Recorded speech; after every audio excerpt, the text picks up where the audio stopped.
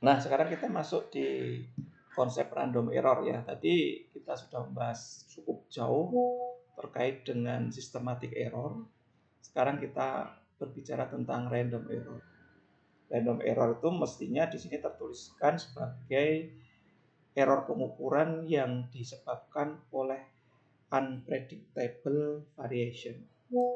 Jadi ada variasi yang unpredictable, yang tidak bisa terprediksi di dalam pengukuran atau dalam sistem pengukuran kita.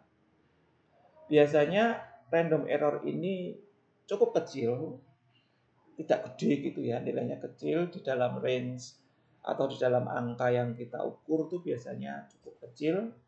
Karena kalau random error terlalu besar ya itu menjadi problem buat kita ya. Jadi yang kita ukur itu sangat-sangat lebih kecil misalkan, nah itu menjadi masalah, akan sulit sekali. Nah, tapi di sini biasanya yang random error itu umumnya di dalam ukuran itu nilainya jauh lebih kecil bila dibandingkan dengan nilai yang kita ukur ya. Bisa jadi ordernya 1%, 5% gitu ya. 10% di geofisika itu masih oke, 10% ya. Apalagi yang untuk lapangan. Tetapi akan sangat bagus jika random error yang diukur itu bisa sangat-sangat kecil ya. Observe as a small perturbation of the measurement either side of the correct value, yaitu bisa positif atau negatif, in approximately equal number for a series of measurement made of the same constant quantity. Jadi random error itu beda dengan yang tadi sistematik. Kalau sistematik tadi itu nilainya itu konstan. Misalkan kalau menambah nilai yang kita ukur, dia akan menambah terus semua yang akan kita ukur.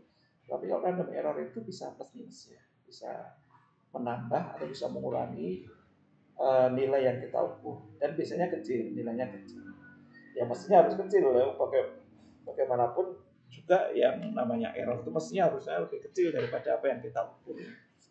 Kalau target yang kita ukur itu ada di dalam jauh lebih kecil daripada error, ya mestinya kita harus coba usahakan supaya error yang berpengaruh atau random error yang berpengaruh itu sudah hilang sesedikit mungkin ya, sebanyak mungkin sudah hilang. Jadi beberapa instrumen di geofisika itu memang kadang-kadang nilai errornya cukup besar ya. Misalkan saja kita ngukur geolistrik pada suatu area tertentu yang SP-nya gede. SP-nya tadi itu variasinya besar. Ya maka caranya ya arus yang kita pakai kita besarkan. Sehingga kita akan mendapatkan nilai beda potensial yang jauh lebih besar daripada nilai SP.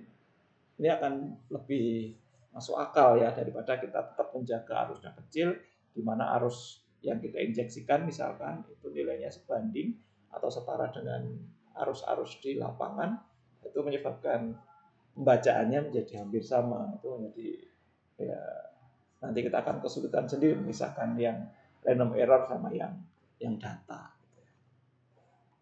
Kemudian nextnya, nah ini kemudian karena error itu random error itu bersifat acak, maka biasanya kajiannya adalah kajian statistik ya, kajian apa namanya yang keteraturan yang atau kita pengen melihat keteraturan dalam ketiga teraturan. Ada keilmuan seperti itu yang disebut sebagai fraktal gitu ya.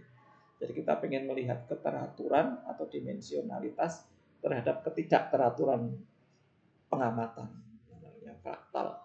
Tapi di sini biasanya random error itu kalau di geofisika ya kita stack saja. Kita stack, jadi data dengan asumsi bahwasanya random error itu sifatnya white noise tadi, kita harus stack sebanyak-banyaknya sehingga random error yang terjadi ketika dijumlahkan itu akan semakin mengecil. Idealnya akan semakin mengecil dan asumsi kita akan semakin mengecil. Jadi ini contohnya kajian statistik untuk random error ya. Jadi misalkan kita melakukan serangkaian pengukuran, misalkan ini dalam measurement set A itu ada beberapa kali pengukuran ini ya, ada 1, 2, 3, 4, 5, 6, 7, 8, 9, 10, 11. Ada 11 kali pengukuran. Nah di dalam pengukuran ini didapatkan berbagai variasi nilai, berbagai macam-macam nilai.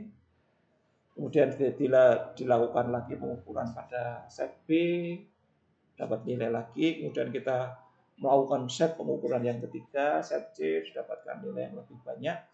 maka kita bisa mengkaji the best atau nilai terbagus itu dengan mean ya, dengan mean atau rata-rata.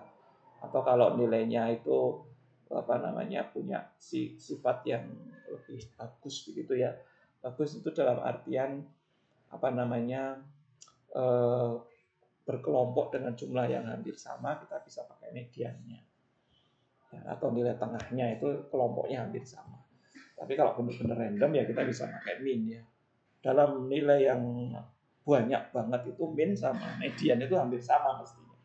Kalau itu benar-benar data yang saya tambahkan dengan random error. Mean dan median hampir sama. Tapi di geofisika itu biasanya pengukurannya 5 kali atau 10 kali begitu, kemudian di rata-rata umumnya. Di rata-rata kalau yang di seismik biasanya ditambahkan tapi juga bisa di rata-rata atau kita rekam satu-satu. Kalau 10 kali pengukuran ya 10 kali perekaman itu juga bisa, nanti entah dijumlahkan entah di rata-ratakan, itu diolah di Basecamp misalkan, tidak di instrumen itu. Oke ya, jadi kajian statistiknya ya paling mudah yang sering kita pakai adalah mean, rata-rata saja, atau median ya, nilai tengah. Kemudian kadang-kadang kita juga pengen ditanyain berapa sih errornya, berapa besar random error yang muncul. Itu kadang-kadang kita juga bisa bermain-main di standar deviasi. Kita bisa menghitung standar deviasi dari nilai-nilai yang kita ukur. Nah, dengan demikian kita punya atau kita mendapatkan range ya, range dari error yang kita rekam. Jadi ada nilai min-nya, kemudian ada errornya atau range error. Kadang-kadang kita juga bisa bermain-main di variansi. Variansi itu dari persebaran nilai-nilai begitu ya, kita bisa melihat variansinya. Jadi intinya kita bisa bermain kajian statistik di sini. Kemudian kadang-kadang juga kita juga bisa bermain-main dalam konteks grafis ya. Dalam beberapa pengukuran data kadang-kadang kita gunakan konteks grafis ya. Kita bikin kelas-kelas misalkan, kelas-kelas tertentu, kemudian kita bikin frekuensi. Misalkan seperti ini ya. Dalam pengukurannya itu kita bikin kelas-kelas ya. Kelas yang pertama itu mulai dari 401,5 sampai 403,5. Jadi kelas yang ini nih. Kelas yang ini. Kemudian kelas yang ini itu nilainya lagi, ini beda lagi, ini beda lagi. Kalau kita sudah punya kelas, maka nilai itu bisa kita masukkan di situ sehingga kita punya number of measurement ini atau frekuensi istilahnya ya. Kita mendapatkan banyaknya angka yang masuk di dalam kelas itu sehingga kita bisa mendapatkan grafiknya. Oke, dari sini kita bisa menentukan nilai terbaiknya berapa, kemudian bentuk grafiknya seperti apa, gitu ya. Yang paling umum kita bisa mendekatinya dari distribusinya adalah distribusi Gaussian. Kalau datanya random itu biasanya mendekati distribusi Gaussian. Semakin banyak kita melakukan pengukuran, maka akan terbentuk pola distribusi Gaussian yang semakin bagus ya. Pengukurannya tak berhingga, maka kita akan dapatkan pola distribusi Gaussian dari data kita yang semakin sempurna begitu, karena asumsinya asumsi dari random error adalah white noise di geofisika khususnya.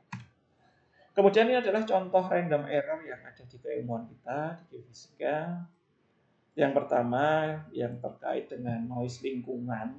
Ini memang biasanya gangguan atau error yang sering muncul di dalam pengukuran kita itu ya noise lingkungan ini. Karena memang kita kalau mengukur ya di lapangan yang kadang-kadang tidak bisa kita handle ya error itu tadi. Misalkan saja kita melakukan pengukuran, titiknya sudah ditentukan di situ, ternyata beberapa meter dari situ ada beberapa aktivitas orang mungkin selama beberapa hari, sehingga mau nggak mau ya kita harus melakukan pengukuran di situ. Itu salah satu termasuk dari noise lingkungan. Yang pertama adalah noise lingkungan ini misalkan saja getaran ya, getaran karena lalu lintas, getaran angin, kemudian getaran daerah urban. Ini akan sangat mempengaruhi terutama di metode seismik dan metode gravity. Ya, getaran-getaran ini agak sulit untuk diprediksi karena akan membentuk semacam ambient gitu ya. Ambient noise itu juga merupakan noise yang random gitu ya, noise acak, ambient noise. Kemudian yang kedua adalah fluktuasi dari medan elektromagnetik. Ya, maksudnya medan elektromagnetik kita tahu sendiri dia akan berubah sebagai fungsi waktu, dia nilainya selalu berubah-ubah, sehingga ini akan menyebabkan random error kalau kita ingin melakukan pengukuran fungsi spasial. Fungsi spasial dan padahal secara perubahan waktu nilainya akan berubah lagi. Itu ya, sangat penting di sini. Kemudian yang ketiga adalah variasi suhu dan tekanan udara. Nah, ini juga kadang-kadang menimbulkan random error. Variasi tekanan udara yang tiba-tiba naik, tiba-tiba turun, tiba-tiba hujan misalkan saja. Tiba-tiba kita meletakkan alat di tengah aspal, di atas aspal yang sangat panas. Kita meletakkan di bawah pohon, itu akan ada perubahan suhu yang kemungkinan selalu berubah selama kita melakukan pengukuran, sehingga nilai tadi akan menyumbangkan error acak di dalam data kita. Kemudian yang nomor 2, error acak itu mungkin karena error dari instrumen. Instrumennya itu sudah bikin error sendiri. Yang pertama adalah noise elektronik. Noise elektronik itu kadang-kadang beberapa komponen itu juga menyebabkan noise. Mungkin karena dia sudah dari sisi usia, mungkin sudah mulai menua begitu, dari gangguan dari gangguan suhu dan sebagainya. Tapi yang terkait dengan instrumen itu ya, kadang-kadang sambungan solderan yang tidak sempurna begitu ya, itu menyebabkan adanya hambatan kontak yang nanti merubah sistem elektronika di dalam sebuah instrumen, sehingga menyebabkan terbakar lah atau macam-macamnya. Oke ya. Kemudian yang kedua adalah ketidakstabilan sensor. Jadi di instrumennya sendiri, di sensornya sendiri kadang-kadang juga tidak stabil. Karena sensor itu juga mungkin fungsi waktu ya, fungsi lingkungan dan sebagainya. Jadi kadang-kadang dari sensor itu sendiri yang menyebabkan pembacaannya menjadi nggak pas. Gitu ya. Kemudian yang ketiga, ini yang mungkin yang sering kita lakukan itu adalah error manusia. Yang pertama adalah kesalahan pembacaan. Jadi kadang-kadang kalau pas di lapangan pada suatu saat yang panas begitu ya, sumuk, capek begitu, kita diminta untuk membaca angka dari sebuah keluaran dari sebuah instrumen, itu kadang-kadang ada kesalahan baca ya, error kebacanya keliru, sehingga nilai yang kita dapatkan akan berubah, akan berbeda gitu ya. Ya semoga saja tidak di angka-angka depan ya, angka-angka belakang itu jadi hanya menimbulkan error yang sedikit. Tapi kalau di angka-angka depan akan menimbulkan error yang cukup besar. Kemudian yang selanjutnya adalah penempatan instrumen yang tidak konsisten. Nah, ini misalkan saja dalam pengukuran gravity kita meletakkan alatnya berada pada posisi-posisi yang tidak sama, ketinggiannya, pengukuran ketinggian juga nggak pas, kemiringannya nggak pas. Kita meletakkan posisi sensor pada GPR misalkan tidak sesuai, kita meletakkan sensor perekam magnetik tidak horizontal dan sebagainya. Jadi penempatan instrumen yang tidak konsisten ini akan menyebabkan random noise ya, random error di dalam geofisika. Oke, kemudian yang keempat adalah variabilitas alami. Nah, ini kadang-kadang yang kita cari, tapi kadang-kadang juga noise tapi yang ya ada di alam gini ya, ada di bawah tanah begitu ya. Atau bahkan ada batuan yang di permukaan tanah yang menyebabkan nilai yang kita baca menjadi relatif acak begitu ya. Itu kadang-kadang kita temui. Kemudian yang selanjutnya di variabilitas alami ini adalah noise geologi. Ya, karena mungkin perubahan fluktuasi air tanah, mikroseismik dan sebagainya yang bisa menyebabkan munculnya random error di geofisika ini. Oke, kalau contoh spesifiknya bisa dilihat gini ya. Untuk seismik adalah noise angin, getaran kendaraan, mikroseismik. Kemudian yang gravimetric itu getaran tanah, fluktuasi tekanan udara. Kemudian yang magnetik itu fluktuasi medan magnet bumi. Kemudian interferensi elektromagnetik dari sumber eksternal. Kemudian yang survei EM itu noise di atmosfer. dan variasi dari konduktivitas di dalam tanah tempat kita ngukur ya. Kemudian kalau GPR itu mungkin ada objek kecil yang konduktif begitu, sehingga kalau kita survei akan menjadi hamburan di dalam data radar yang kita send ya, data EM radar yang kita kirim ke dalam tanah.